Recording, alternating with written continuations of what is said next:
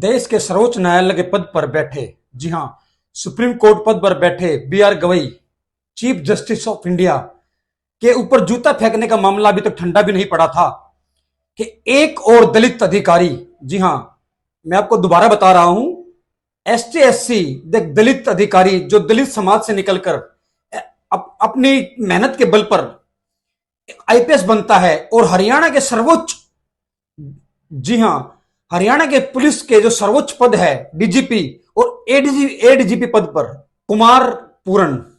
जी हां, आईपीएस कुमार पूरन जी, वो एक दलित समाज से आते थे और वो पिछले एक साल से अपने जो उच्च अधिकारी हैं या जिनके हाथ में व्यवस्था है, जो समाज के ठेकेदार हैं, जिन लोगों को बर्दाश्त नहीं होता कि एक दलित समाज का उच्च अधिकारी बनकर हमारे बगल में बैठेगा, हम उनकी जी हुजूरी करें या वो हमारे मातहत काम कर रहा है, उनको ये बर्दाश्त नहीं हो रहा। इस देश को कितना भी हिंदू राष्ट्र बनाने की कोशिश करें, मगर जातिवाद का जो जहर है वो उस धर्म से भी कहीं खतरनाक है जो आज देश में फैलता जा रहा है, जिसकी जद में पहले देश के सर्वोच्च पद पर बैठे सुप्रीम कोर्ट के चीफ जस्टिस बी.आर. गवई आए, जिनके ऊपर जूता फेंका गया। आज आईपीएस कुमार पूरन जो हरियाणा के एडीजीपी के पद पर थे, उन्होंने सुसाइड कर लिया और वो पिछले एक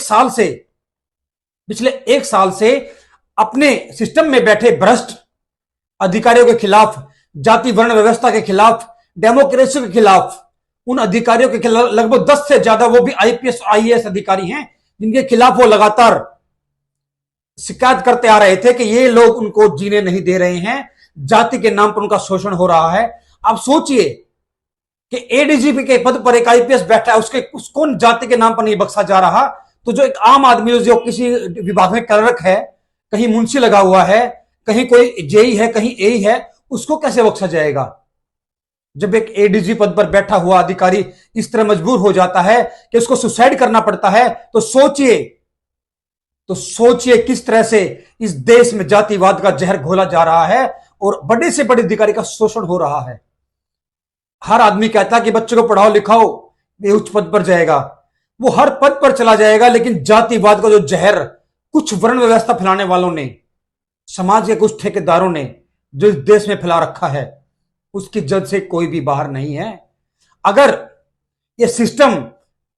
कुमार पूरन, जी हां, आईपीएस कुमार पूरन जी के जो शिकायत पत्र थे, जो पिछले 1-1.5 साल से लगातार वो 10-11 अधिकारियों के खिलाफ दे रहे थे, उनके ऊपर उसका संज्ञान ले लिया जाता, उन शिकायतों का संज्ञान प्रशासन ले लेता, सिस्टम ले लेता, तो आज आईपीएस कुमार पूरन जी एडीजीपी, जी हां, हरियाणा के सर्वोच्च पद पर जो पुलिस का पद होता है डीजीपी का, उससे दूसरे पद पर एडीजीपी कुमार पूर्णचंद को सुसाइड नहीं करना पड़ता। अब खबर आ रही है कि उन 10 अधिकारियों के खिलाफ जो शिकायतें पूर्णचंद ने दी थी, वो उन शिकायतों के खिलाफ जो है, उनके खिलाफ एफआईआर दर्ज हुई है चंडीगढ़ थाने में। मगर सोचिए, जब एक एडीजीपी रैंक के आदमी को अपनी बात को साबित करने के लिए, अपने खिलाफ हो रहे शोषण के लिए अपनी जान देनी पड़ रही है, तो आम आदमी का क्या होगा? ये बहुत बड़ा सवाल है। ये जाति का जहर जो सिस्टम में बढ़ा हुआ है ना, जो घुसा हुआ है, ये आने वाली पीढ़ी के लिए बहुत खतरनाक है।